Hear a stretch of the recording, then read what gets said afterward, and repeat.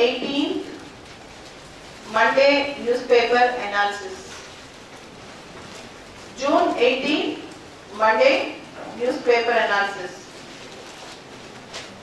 Prime Minister Narendra Modi renews call for debate on simultaneous polls.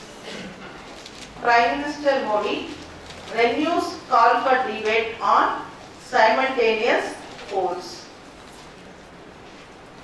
There is a concept called One India, One Election.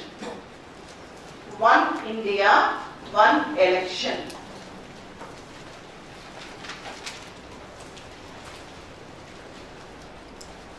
Elections, if they were conducted together for Lok Sabha and state assemblies, lot of money will be saved. Government can save election expenditure because the entire expenditure of election will be borne by the government. That means public money. That means our money. The first advantage of elections, simultaneous elections, is we can save lot of public money.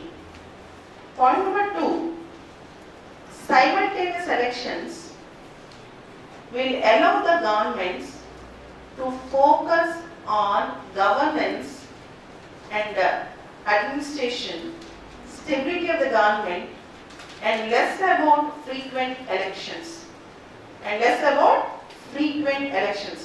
For example, if local board elections, state assembly elections, Lok Sabha elections are conducted at different times, if they are conducted at different times, the governments, the political parties always focus on populism.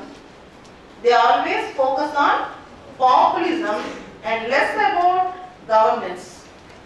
They always try to promise new things for elections. That is populism. And they will be always under permanent campaigning syndrome. Permanent campaigning syndrome. What do you mean by permanent campaigning syndrome? They are under campaigning mode always. Means my government will do this, that, and they will always think about the coming elections. They won't think about the future of the people. They will never think about the future of the people, but they think about the coming elections. In fact, as you all know, a politician thinks about next election. A statesman thinks about next generation. A politician thinks about next election. A statesman thinks about next generation. Statesmen are visionaries. They will think about future. Statesmen are visionaries. They will think about future. But politicians want only power. At present, we have very less statesmen and more politicians. At present, we have few statesmen and more politicians. This is the major drawback. Permanent campaigning syndrome. If there were frequent elections and populism is more and less about governance. More about populism and less about governance. And if elections are conducted at the same time, the task will be very easy for the election commission also. The task will be very easy for the election commission also. And right now, as you all know, election commission have introduced VVPAT. VVPAT. Voter Verifiable Paper Audit Trail. VVPAT. Voter Verifiable Paper Audit Trail. Right now it was VVPAT. Voter Verifiable Paper Audit Trail. VVPAT, it will give a slip where it will show you to whom you have voted, to which party you have voted, everything. It is like an acknowledgement. But you are not allowed to carry this VVPAT acknowledgement to your house. You can hold it and see it. Within 7 seconds, you should give it back. Within 7 seconds, you should give it back. VVPAT. For example, if this VVPAT acknowledgement slip is allowed to take to the house, if somebody allows it to take it to the house, you know what will happen? You show VVPAT acknowledgement, we will give money to your vote. I will give 2,000 to your vote if you show evidence that you have voted to my political party or to my candidate. This will start. So VVPAT receipts will not be given to the house. VVPAT receipts will not be given to the house. Okay. Even for women, generally Indian women vote for one political party and tell some other political party in the house. Generally Indian women will vote for one political party in the polling booth, and after coming to the house, they tell that they have voted from some other political party. That also can be protected if VVPAT receipts are not given in the house. Given to the house. So, many electoral reforms are coming. One India, one election. But in one India, one election, there is one more problem. There is a big problem. States are complaining that it affects federalism. It affects federalism. What is federalism? See, in India, every state is unique. Every state has its unique culture, unique system. Every state is unique. Every state has its unique culture and unique system. And every state has its own regional aspiration. Every state has its own regional aspiration. If you observe the growth of regional parties in India, actually made a lot of difference. If you say Shiv Party, Akhali Dal, Trinamool Congress, Telugudesam Party, TRS, there are various regional parties which are working in the regional level for the good of the people. But they have limited capacity. The scope of a regional party is very, very limited. The scope of a regional party is very, very limited. Whereas the scope of a national party is extensive. So, national party, because of its common symbol, as you all know, national party will have uniform symbol throughout India. For example, lotus symbol, except BJP, no other political party should have. Except BJP, no other political party should have the lotus symbol. Whereas if you take the example of Telugudesam Party in Andhra Pradesh, the cycle symbol of a regional party, Samajwadi Party also have cycle symbol. Samajwadi Party also have cycle symbol. So the advantage of getting national party status is the symbol is throughout India, common symbol. Recently, last year, Trinamool Congress of Mamata Banerjee got national party status. There are 7 national parties in India. Trinamool Congress, which belongs to Mamata Banerjee, got national party status. We have 7 national parties today in India. 7 national parties. And national parties and regional parties will get their status according to Election Symbols Order 1968. Election Symbols Order 1968. By tomorrow, kindly write a note on how a party can become a national party, how a party can become a regional party, and what are the advantages of becoming a national party, what are the advantages of becoming a regional party, and that I will also explain. First you prepare and come, I will explain in detail. Initially you will get confusion, but I will explain. Okay? How a political party can be called as national party, how a political party can be called as regional party. And coming back, the claim of the states, the problem of the states, that if there is one India, one election, simultaneous elections, it will affect federalism, is correct. To an extent it is correct, because in 1999 general elections, where elections are conducted together with the national party to some states, to some state assemblies, in 1999 elections, 68% of the people voted for National Party in the regional level also. 68% of the people voted for National Party in the regional level also. 68%. In 2004, it is 77%. In 2009, it is 76%. In 2014, it is 86%. So, in the regional elections also, the people are going and voting to the same party. The Indian psychology tells, the voter psychology tells, the voting behavior tells us a fact. When a person enters into the voting booth, generally he won't give vote to two different symbols, two different political parties inside the booth.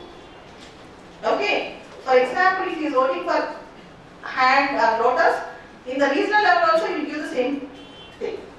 Very rarely people will vote for two different parties from central level and the state level. That cannot happen actually. That is human psychology. That is human psychology. For example, if you enter into the polling booth, unless you prepare very well and go that I will give first to lotus or hand and then in the regional level I will give to car or cycle, that cannot happen generally.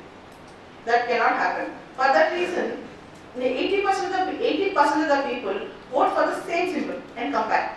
As you know, in India, illiteracy is more. Still, people cannot read and write properly. They see the symbol and vote. They see the symbol and vote. And with the large domain and large prowess of national parties, regional parties cannot withstand their campaign. Regional parties cannot withstand their campaign. This is one argument. So, simultaneous elections will actually hinder the federal structure of India. Already Indian federalism is at threat. Now, states are still complaining that it affects the regionalism. This is one aspect. Second aspect is, if by-election comes, if something, new elections have to be conducted, how they are going to devise this mechanism. So there are many questions, but the former President Pranab Mukherjee, the present Prime Minister Narendra Modi, and the Election Commission of India, they are all recommending for simultaneous elections in India. They are all recommending for simultaneous elections in India. This is the important aspect. Okay. Next. We have the next article, Jammu Kashmir. See, I have explained the entire thing, right? How you have to make your answer. How you are going to make your answer. I told you the entire scenario. This is how you have to prepare answer for 100 questions. If you prepare answer for 100 questions, automatically you get a lot of confidence. So what all I told just now, you have to note it down by tomorrow. I'll upload this video. You just copy it. Need not bother about notes now. Just listen to me. I'll upload this. I'll upload this what all I told. And coming back,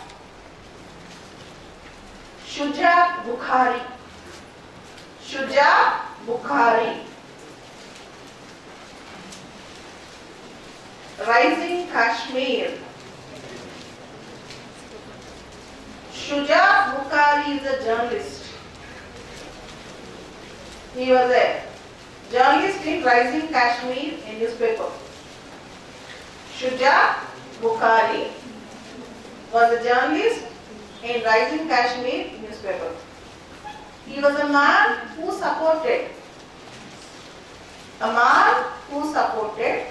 dialogue, ceasefire, peace process. Dialogue, ceasefire, peace process. Generally during Eid, during Ramzan period, there won't be attacks and killings. And government also observed ceasefire. And Shuja Bukhari was killed. It is not the killing of a person. It's a killing of peace process. It's a killing of peace process.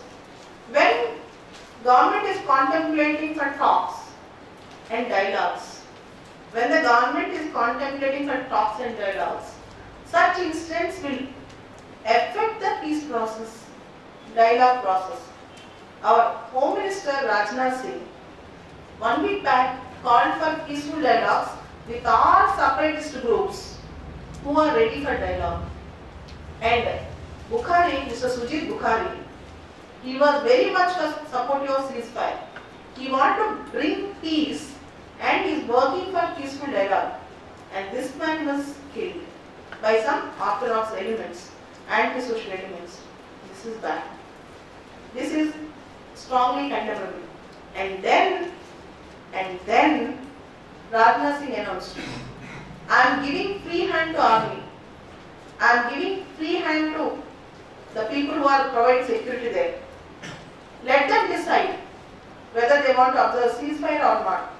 Now it is up to the security situation, and no more this type of take it granted situations, because generally we think that during Ramzan time attacks will not be made, such type of killings will not be there.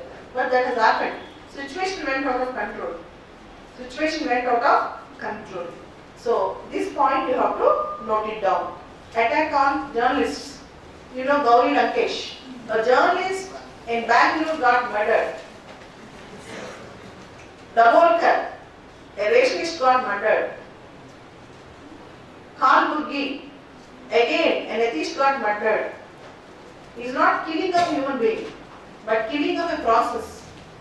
It is not about human being, but what is the safety of the humans who really fight for peace process, who really fight for some out-of-box solutions in India. This is the thing. And coming back, if you take central-based yesterday's newspaper, parched and polluted. Parched or polluted. P-A-R-C-H-E-D. Parched or polluted. Niti Aayog, National Institution for Transforming India Aayog. NITI, Niti Aayog, National Institution for Transforming India Aayog. Niti Aayog have recently gave a report, Composite Water Management Index. Recently gave Composite Water Management Index. This year and next year, water crisis in India is going to be the essay or GS question. Sure. Star mark. Water crisis in India. Recently, two important issues Niti Aayog have kept its head. One is artificial intelligence, second is water crisis. These two are very crucial for mains. Whenever I say crucial, note it down and make an answer. If you make 100 answers, that is mains. Composite Water Management Index. 70% of water in India is not potable, polluted water. According to the Composite Water Management Index, 70% of water in India is completely contaminated. 2 lakh deaths per annum is going to occur because of water pollution in India. 2 lakh deaths per annum is going to occur because of water pollution in India. Water crisis is going to become double by 2030 in India. 600 million people will face water scarcity in India in future. Water scarcity in India in future. And because of less rains, farmers are using groundwater. If the groundwater gets depleted, India is going to face severe problem. India is going to face severe problem. In Composite Water Management Index, the states like Gujarat, Maharashtra, Madhya Pradesh, Andhra Pradesh, Karnataka, Telangana, they are using judiciously. They are going for judicious use of water. They are going for judicious use of water, proper use of water, intelligent use of water. Jharkhand is the worst performer in water usage. Jharkhand is the worst performer in water usage. Okay. 2 years back, There is a committee called Mihir Shah Committee. Mihir Shah, M-I-H-I-R, Mihir Shah Committee. This committee gave a report. The committee was constituted on Central Water Commission and Central Groundwater Board to reform these two, Central Water Commission and Central Groundwater Board. Central Water Commission deals with water above the land, Groundwater Board under the ground. Now, Mihir Shah Committee 2 years back recommended to mix the both, to amalgamate the both, Central Water Commission and Central Groundwater Board, and create a new institution called National Water Commission. And to create a new institution called National Water Commission. Mihir Shah Committee recommended. And in India, unless we address this problem, water is a basic physical infrastructure. Water supply is a basic need. Unless we address this problem, it's very difficult to meet the requirements of the future of 130 crore population of India. 130 crore. A famous poet says, water, water everywhere, not a drop to drink. Water, water everywhere, not a single drop to drink. That means everywhere we find. In the entire universe, only 2.4% is the land mass. Rest all is water. Water, water everywhere, but not even a drop to drink. The next important article is about there are no detours in history. There are no detours in history. This article is about Pranab Mukherjee's speech on the RSS Nagpur session. He attended RSS Nagpur session and he gave a speech about Jawaharlal Nehru. And I happened to read the speech on the day of the delivery, not today. I will explain you what he told first on the day. Jawaharlal Nehru told, Constitution is not mere a legal document. Constitution is not mere a legal document. It's a Magna Carta for socio-economic transformation of India. Constitution is not just a document. It's a Magna Carta for socio-economic transformation of India. And India is a plural country. We should respect that pluralism. Plural means many religions, many races, many cultures, many. And we have various cultures in India.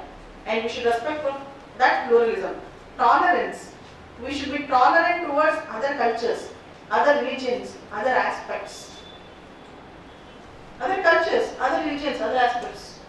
And India is such a great country with a lot of richness, not in wealth, but in wealthy persons, in their heart and tolerance. India is a karma bhumi, the land of tolerance. In such a great country, Nehru's ideology is very, very important. He spoke about equality. Pranab Mukherjee spoke about Nehru's Discovery of India book. Nehru's Discovery of India book. In this book, Nehru spoke about tolerance. Nehru spoke about equality of all citizens. Nehru spoke about tolerance. Nehru spoke about equality of all citizens. And Nehru spoke about India's plurality. Plurality means multiculturalism. Many cultures, many aspects, many religions. Equality. Equality means all are equal. Tolerance means we should tolerate others. We should not fight against each other based on religion, race, language, culture, all those things. And here he gave one more Nehru's quote. When the world is sleeping, when the world sleeps, India will awake with life and freedom. On the midnight of 15th August 1947, when the world sleeps, India is awake with life and freedom. This sentence you can use in your answers and essay. You have to collect such sentences in your book. A separate book should be maintained. Each and every sentence should be taken care of. When the world sleeps, India is awake with life and freedom. When the world sleeps, India is awake with life and freedom. Nehru also said on August 15, 1947, we end today a period of ill fortune. We end today, E-N-D, we end today a period of ill fortune. Ill fortune means bad fortune, bad luck. We end today the period of ill fortune and India discovers herself again. India discovers herself again. Why India has to discover herself? India is a very great country, very great culture.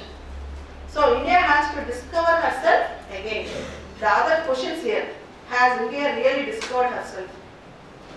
The other question, has India really discovered herself? Now the other gave the answer, very pathetic answer. But I expect that after 2 months, the students in CSB should not use such answers. I will tell you the question. For 9th class students, 600 people they have made a survey about freedom struggle. India's freedom struggle. 600 people they asked a question about India's freedom struggle. One question. India got independence. From whom did India got freedom from? This was the question that was posed to 9th class students. The answer bits are British rule, Muslim rule, foreign bondage and from all foreigners. And many students wrote wrong answer.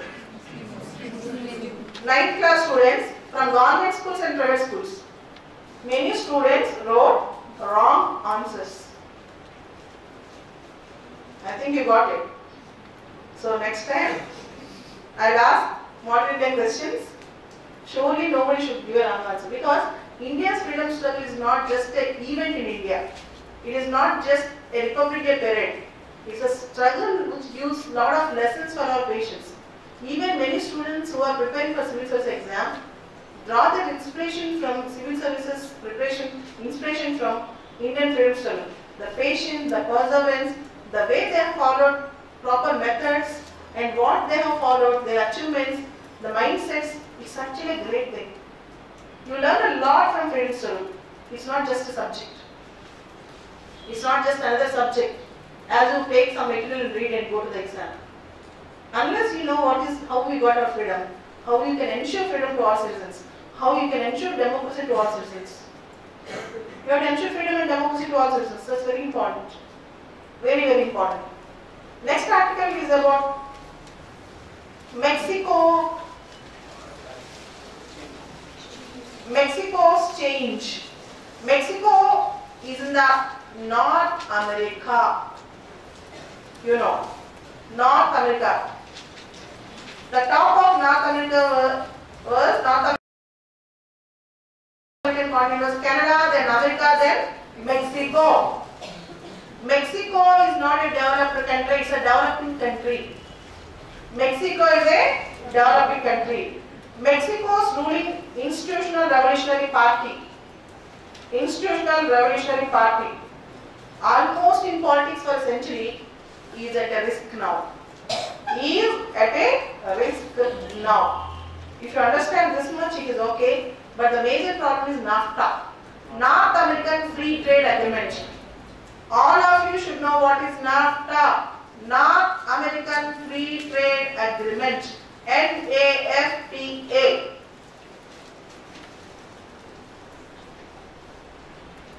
NAFTA, North American Free Trade Agreement, was signed between 3 countries, Canada, Mexico and USA in 1994. It came into force in 1994, North American Free Trade Agreement. After Donald Trump coming into power, he was not that favorable to NAFTA because according to Donald Trump, cheap goods are coming into America and American goods are getting affected. Cheap goods are coming into America and American goods are getting affected. And also, And also, Trump wanted to construct a wall between America and Mexico. Donald Trump wanted to construct a wall between America and Mexico. This also should take care of. So for all these reasons, internal and external, the ruling Institutional Revolutionary Party of Mexico is on the verge of collapse in the next elections. And Sujat Bukhari, I have already discussed. Next important article, before the 10 days that shook India. Before the 10 days that shook India. The article is written by Jairam Ramesh. The article is written by Mr. Jairam Ramesh. Before going into the article, I wish to tell you about Jairam Ramesh, Mr. Jairam Ramesh. He was the former environmental minister in the UPA government. He was a Rajya Sabha MP after that. He is a Rajya Sabha MP. And an IITian who entered into parliament. Mr. Jairam Ramesh is an IITian who entered into parliament. I read many articles about him. I wish to tell one of his important, interesting point. One of his friends commented on him, a man with great horsepower. Great horsepower. He works a lot. He reads a lot. And he was doing one current affairs program in a news channel, English news channel, few years back, I think 7, 8 years back, 10 years back. I don't remember the news channel, I think some NDTV something. There, every day 5 o'clock he has to open up morning news. And every day 3 o'clock he used to wake up, read all the news, and used to give the notes news by 5 o'clock. Every day, for years. For years. The man with commitment. I always admire him, not because of politics, etc., but because any person with commitment definitely will get results sometime. That I have seen with my experience. Any person with commitment. If somebody has a discipline to wake up at 3 o'clock for 1 or 2 years for a cause, nobody can stop him. Nobody can stop him. The only thing is, generally we are humans. We are not God. We are not gods. So we generally tend 2 days we do work, 3rd day we sleep. But no. If you want to achieve something bigger, you need to have a priority of your life. That's really admiring him. And coming back, as you all know, he is a congressman. He definitely prizes Congress. And this article is about, if you can see the black and white picture, if you can see the black and white picture, beyond the 10 days that shook India, Indira Gandhi is there. Indira Gandhi, Pakistan diplomat Aziz Ahmad, and P.N. Haskar, Foreign Secretary. This article is interesting book. P.N. Haskar and Indira Gandhi. Now I am going to tell the content of the article. Very interesting article, particularly for higher and political science and polity.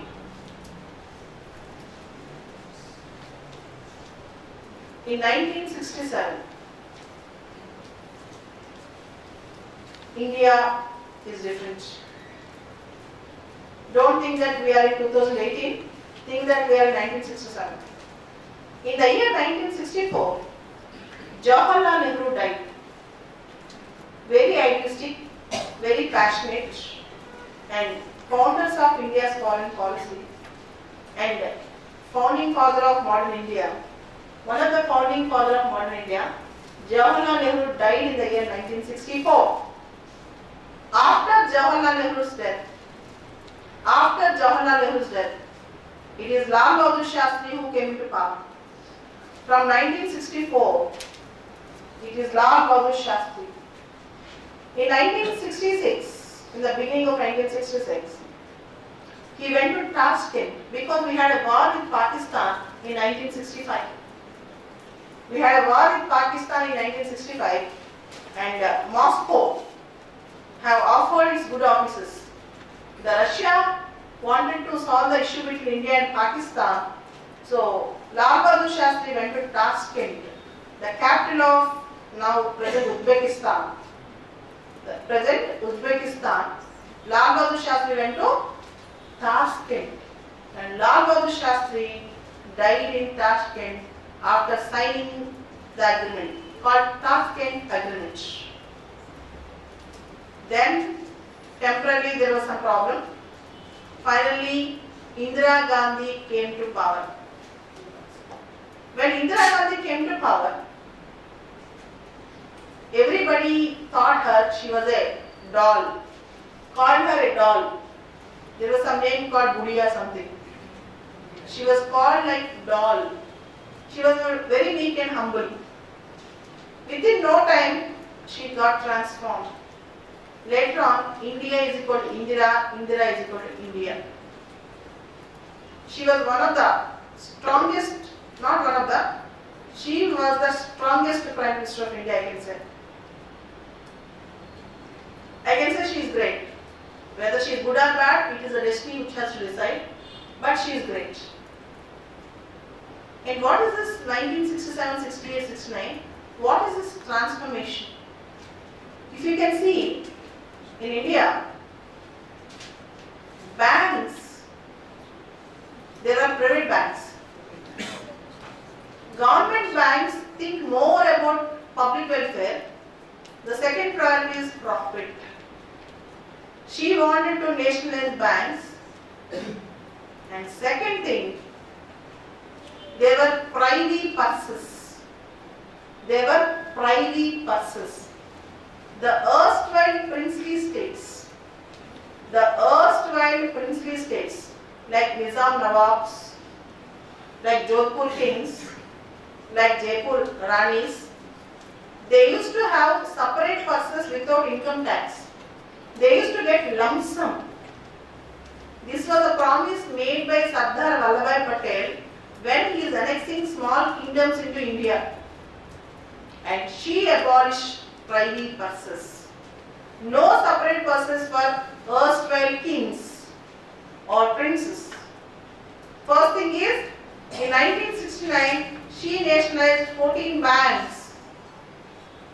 In the year 1969, Indira Gandhi nationalized 14 banks. She abolished privy purses. And she nationalized oil and refinery companies. And also, in 1971, India had a war. India got entangled in a war. Bangladesh liberation. In December 1971, we were entangled in Bangladesh liberation. Bangladesh liberation. Then what happened? Indira realized that India needs to be realistic in foreign policy, and she prepared a nuclear bomb. In 1974, the first ever nuclear explosion, Pokhran 1, also called as Operation Smiling Buddha. Pokhran 1, also called as Operation Smiling Buddha. And when she wanted to nationalize the banks, she was very strong and very thick. And cabinet note was AICC. It was circulated with AICC. And everybody thought it was a stray note. It was a stray note. But she made it realized. And the 10 days which transpired in that period was the heading of the article. Before the 10 days that shook India. Before the 10 days that shook India. This was the article.